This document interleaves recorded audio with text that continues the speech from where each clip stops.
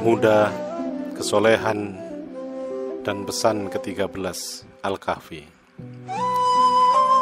Asraful asya'i qalbuka wa waktuka, faida ahmalta qalbaka wa doya'ta waktaka, famada bakia ma'aka.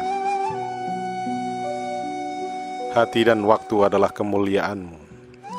Jika tak kau pedulikan hatimu dan kau buang waktumu, lalu apa yang tersisa padamu? Deretan kalimat itu mendatangkan hujaman menyakitkan, menaruh pada kesadaran jikalau dan seandainya. Lalu pikiran menghitung waktu yang terbuang sia-sia, dan tiba-tiba hati berani mengungkapkan kekecewaannya tentang seringnya ia dilupakan, tentang seringnya ia ditinggalkan. Waktu dan hati dua hal yang saling menali. Jika belum tiba waktunya, hati tak akan pernah bisa memahami. Jika hati siap memahami, tapi waktu telah berlalu, yang terjadi hanyalah penyesalan selalu. Yang tersisa tinggallah pertanyaan menderu. Mengapa dulu tidak seperti itu aku memahami, sehingga tidak seperti ini aku menjadi.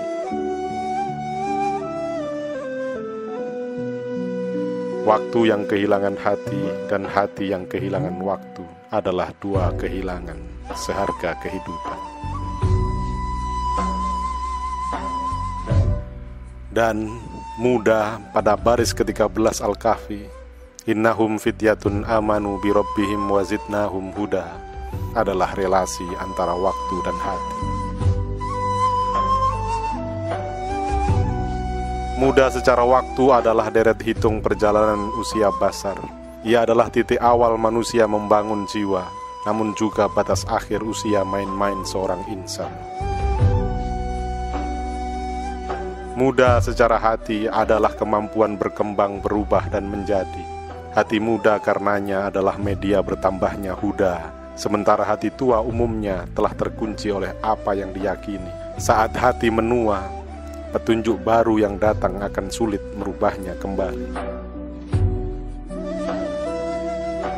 Karena itulah muda diletakkan pada marotib pertama, pada pesan Rasulullah agar manusia berhati-hati pada 5 hal sebelum datang 5 hal lainnya. Sababaka qabla haramika.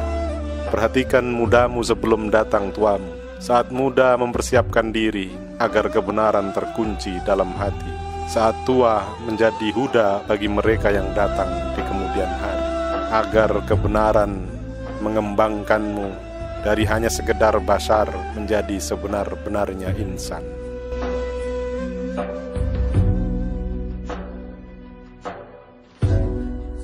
Muda dan soleh, muda dan hati yang soleh, pasti bukanlah kondisi tiba-tiba. Ia adalah jalan mendaki yang menuntut keberanian menjalani, juga kesadaran untuk meminta Rabbana atina min ladunka rahmah wa hayyi' lana min amrina rasyada.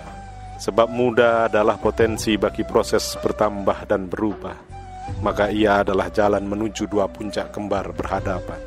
Bertambah kebaikannya atau bertambah keburukannya, berubah ke arah sempurna atau berubah menjadi lebih hina.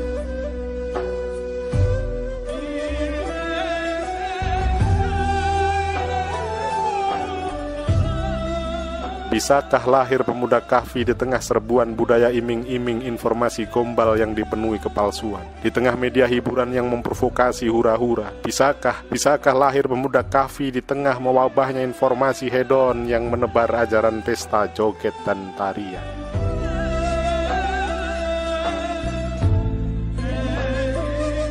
Muda, soleh, mungkinkah masih ada?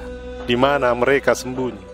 Di mana pemuda yang berazam untuk hidup merdeka, merdeka dari kebahagiaan semu dan penjajahan budaya materi, merdeka dari ketundukan kepada syahwat dan rasa senang sendiri? Di manakah pemuda yang masih setia menyuarakan ke tengah telinga dunia, Rabbuna Rabbus samawati wal ard, lan nad'u min dunihi ilaha, laqad qulna idan satoto? Di manakah mereka kini sembunyi?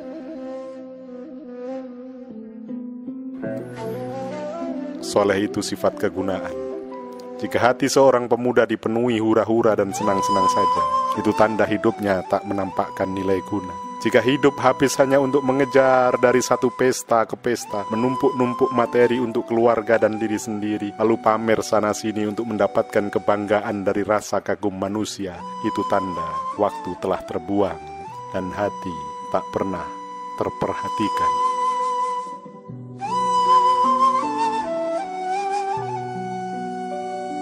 Jika jumlah manusia yang demikian telah menyebar di mana-mana, mereka itu bisa jadi jauh lebih dahsyat dalam merusak dan membunuh kehidupan dari hanya sekedar virus yang mematikan badan.